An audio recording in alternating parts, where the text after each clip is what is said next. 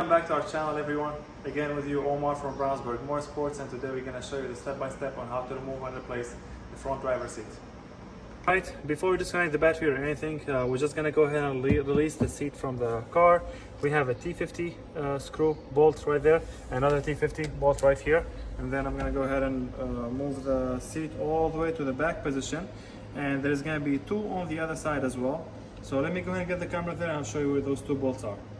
Alright, we got the two bolts in the back. The ones in the front are right here. We have a T50 already removed, and I have another one right here, T50. And then I'm just gonna move the seat a little bit, at least make it center with the rail.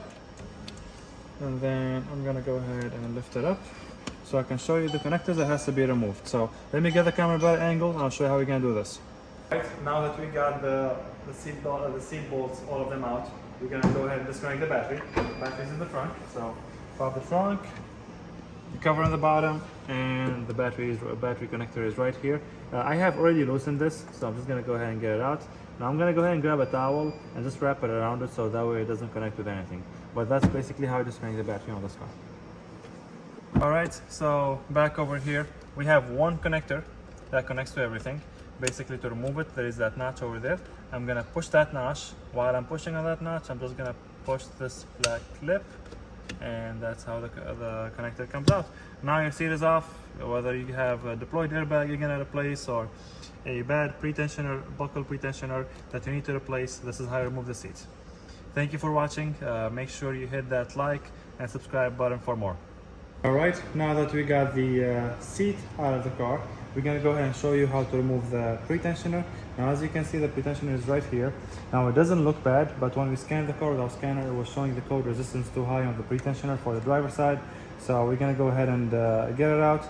As you can see, there is two wires over here, and if we follow them, both of them goes in this bracket over here. I'm going to get it out, and then they both go into the yellow connector. So I'm going to get the yellow connector out. To do that, if you look from the bottom here, you're gonna find these two over there. I'm gonna try to push. Let me see if I can pull on them. It will be easier. There we go. I'm just gonna push these two, and just like that, our connector is out. So now you're gonna say, how are we gonna get those two wires, those two harnesses? Those two harnesses are basically for these two connectors over here. I believe actually it's probably for just one connector, but we're gonna find out very soon. Let me show you how we're gonna do this part. There is this tab over here, and we're gonna try to push them out from the bottom. As you can see, I'm gonna push them out, try to push them out in this direction while pushing this first tab and the second tab that kind of holds them in place. So there is a zip tie holding the wire, so I'm gonna grab my wire cutter. I'm gonna cut the zip tie.